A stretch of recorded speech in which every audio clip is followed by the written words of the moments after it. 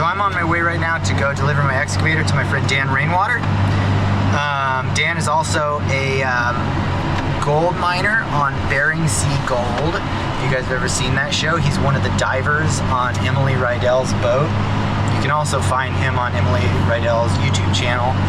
I think Emily Rydell, Bering Sea Gold is the channel or something like that.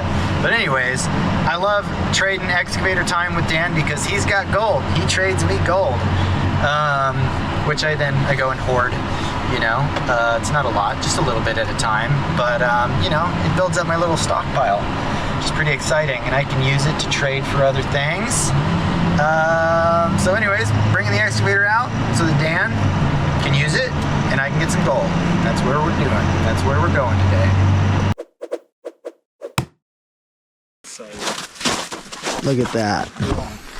This is definitely a higher value here. How much is this? Do you know? That's about 3/4 of an ounce. So that's about, you know, it might be about that much. Who knows? Well, this is sweet. The bigger pieces are. That's cool. Yeah, I like that. See, I can make new teeth out of those when I get older. Look at that. When I start losing some teeth. Yeah. It's a dental plan. Yeah, that's my dental plan right there. That works. So for you guys that don't know, Dan works on Bering Sea Gold. He's also on Emily Rydell's YouTube channel, Emily Rydell Bering Sea Gold. And Dan's gonna use my excavator for a few days. Yeah. And swap me out some gold. That works, yeah. Which is awesome. So when you're living in Alaska, sometimes you can just make your money getting gold. Yeah, you know? Exactly. This gold, still a little salty.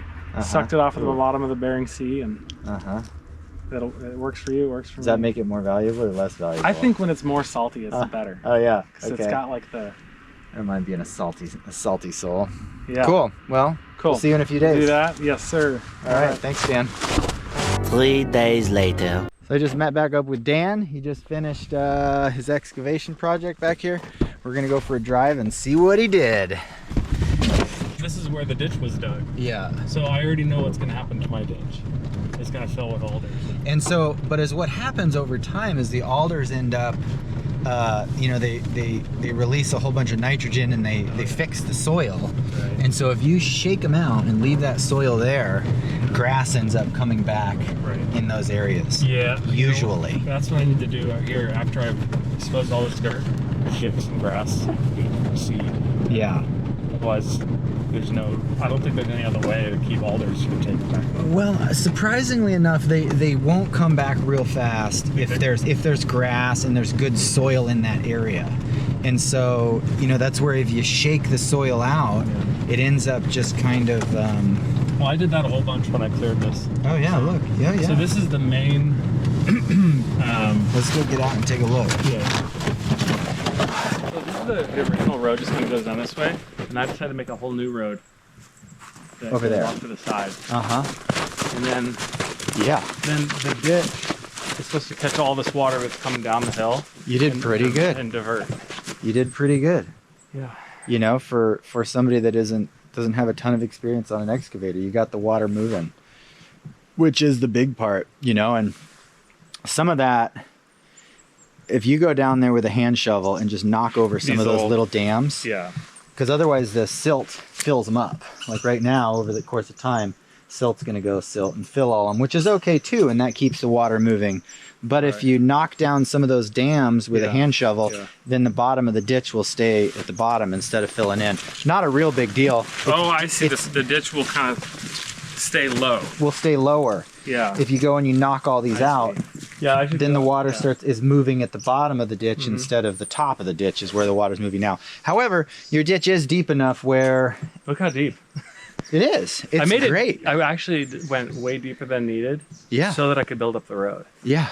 Yeah. Because I thought if I get this dirt high enough, it ought to be dry.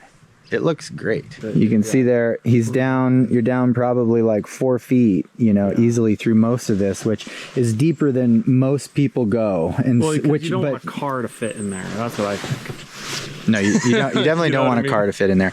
And right now, like, this is all, you know, pretty rough and stuff, but, you know, it's going to dry out. Now that you put that ditch in, it's going to dry out enough that, you know, and by next year, you know, you could get something down here, just even a skid steer. Yep. Or running a 4-wheeler back and forth will kind of pack it down some too. The excavator, I feel like I just couldn't get a good enough grade or like a finish with it. So I was like, I'll wait till next year. It's tricky. It's tricky to do it with an excavator. I did it sometimes. Yeah. But this is what I call smearing frosting on a cake. You're basically just like you're frosting a cake. You're taking this just super gooey stuff and you put it, and you didn't do too bad at frosting the cake, you know? And over time, it'll kind of set up. And that's quite a maneuver to do that, like, it is. To fan it out. Yeah, it takes a lot of practice. But eventually I was like, all right, like the ditch is really... Oh, this is fresh. You were just in here again today, weren't you? Yeah, yesterday, it was frozen. And it was so frozen this morning, I thought, I could drive down this. See, this is working. Yeah, you did a good job with this ditch. Yeah, I took the time, you know, to try to really clean it up today, because I was working in the dark. Yeah. This hole was in the dark. It has lights, but they're not great. I didn't even look around. It had one little light that wiggles. Yeah. And I was like... I know, I keep meaning to tighten that up. Yeah, me too. But I just didn't have time. So yeah, you can see what happens. You can see the story in my tracks here. Oh yeah. I was heading this direction, and then the problem was I couldn't turn. So I could go straight, and I would just go into that ditch. Yeah. And so I was like, well, I need to go that way. Yeah. So I dragged that tree, didn't work, and so I went that way. Yeah. And so I thought, this is better. I didn't need to be over there anyway. Yeah. But this ditch goes around this mess and all the way over yonder, and then all the way out towards the water. Yeah. Towards the ocean there. And look, it's running. I mean, look at how much water. So much water. And it's just we got a little so much water. And this will all dry out, you know. Right. So this is the second time I've built this road. Oh, really? Well, the first time But you didn't have the ditch before. No ditch. I just came down and plucked all the trees out. Which made it mostly a hole. Yeah. And then I saw where all this water, a lot of it came out, I thought, right here. A lot of water coming down. And then, yeah, look at that. It's just... Yeah, there's a lot of water. I think a beaver might move in.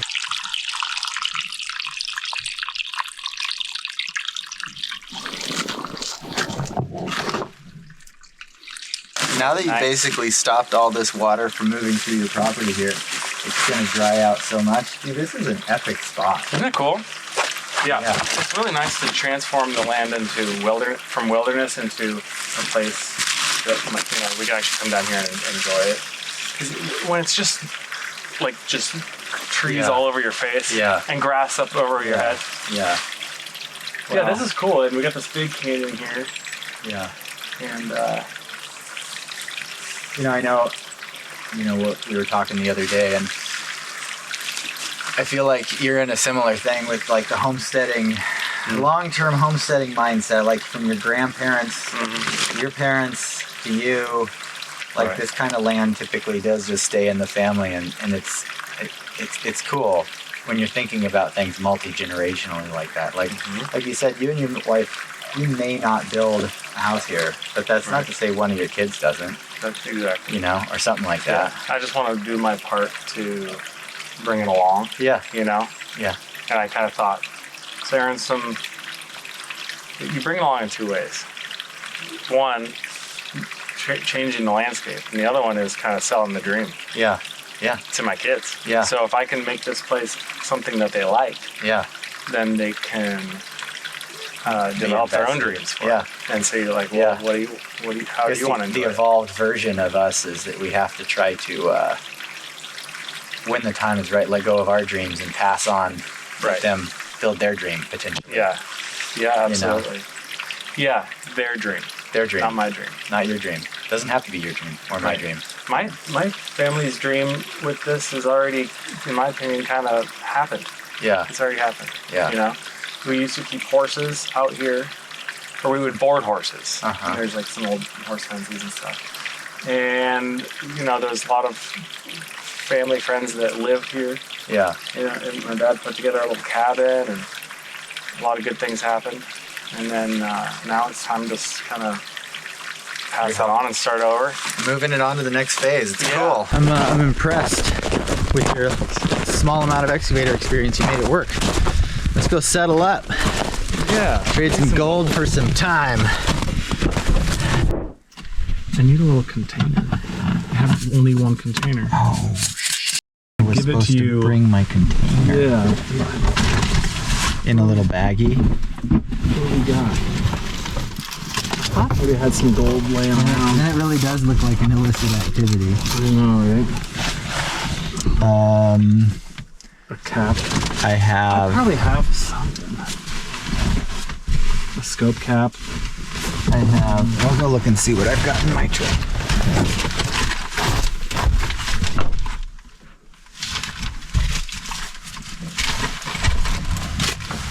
That'll work. Maybe maybe a cap. Always need more gold pans. Always need more little containers for our gold. So what we're gonna do here is we're gonna take this gold. We're gonna weigh it on my precision scale. Get Eivin paid for his excavator. Little bag here. Yeah, and then the gold here. Your And then scale's got to be level. yeah, and that's level. It helps. Yeah. All right. Okay, so I feel like we're doing something slightly illicit here, but we're not. you know what we're doing? We're keeping the government out of our pockets. That's right. What we're doing. That is what we're doing. Okay.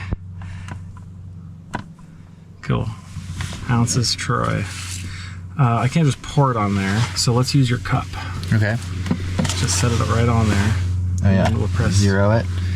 press Zero that out. that. And now it says 0. All right, let's see if we can pour out 0.6. Is that right? Mm-hmm. 0.6.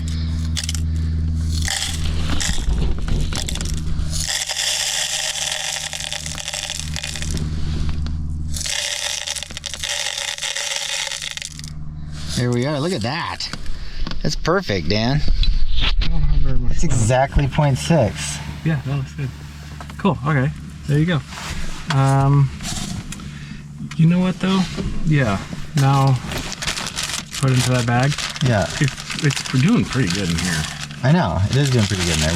Maybe we could put that whole cup. I don't think the whole cup will fit in the bag. Just want to tip it over. No, I'm pretty happy with that. I've got a container at home that I can put the rest of this in. Okay. I can put it in. I'm basically going straight home, so Nice. just got to make sure not to spill it. So that is 0.6 of an ounce of gold, which is we did our math. That is the trade for him using my excavator, for Dan using my excavator for a few days. So Got a lot done. you got a lot done. Yeah. I got a whole bunch of little tiny yellow rocks, which I can trade these for other things, or save them and put them in my teeth someday. You know? I think you might trade them to use someone else's excavator. Probably. That's what I do. Yeah. I'm gonna find a way that you end up paying me with gold. With gold? Or something. I like it. Yeah. Cool. And then you get all your gold back. Yeah, that's the goal. Yeah, this has been really good. I think we should do it again next year. All right. Yeah. Sounds good. Thanks, Cool. Dan. Yeah, thank I you. appreciate it. Sure. We'll see you soon somewhere.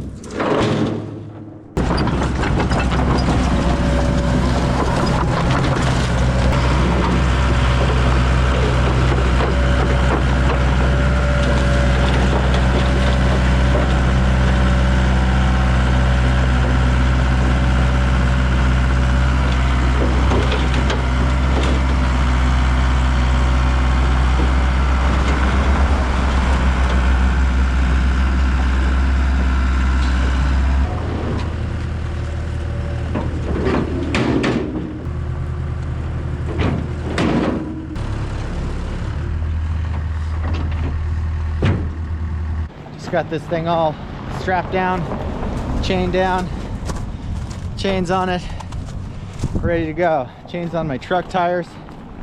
Got those chained down too because I got to climb a hill and there's still some ice this time of year, so let's go. Pulling this heavy excavator up the hill.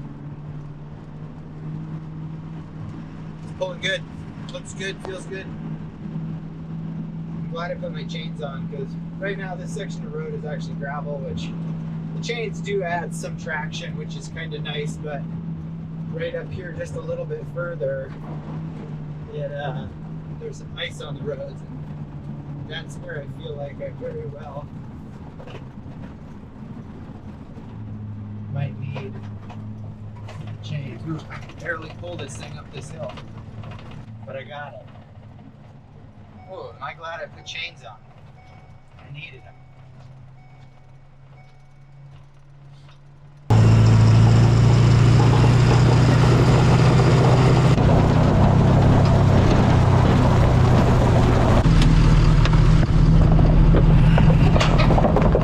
All right, made it back out to the pavement here. Got past all that ice, so glad about that. I'm gonna take these chains off. Actually lost one link here, one crossbar, but it was okay. I kind of was able to tie it back on.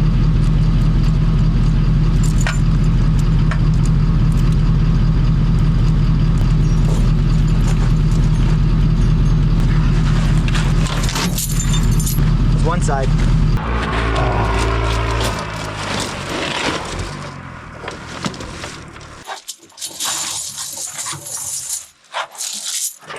All right, time to call it a day. Thanks for watching. We'll see you on the next one.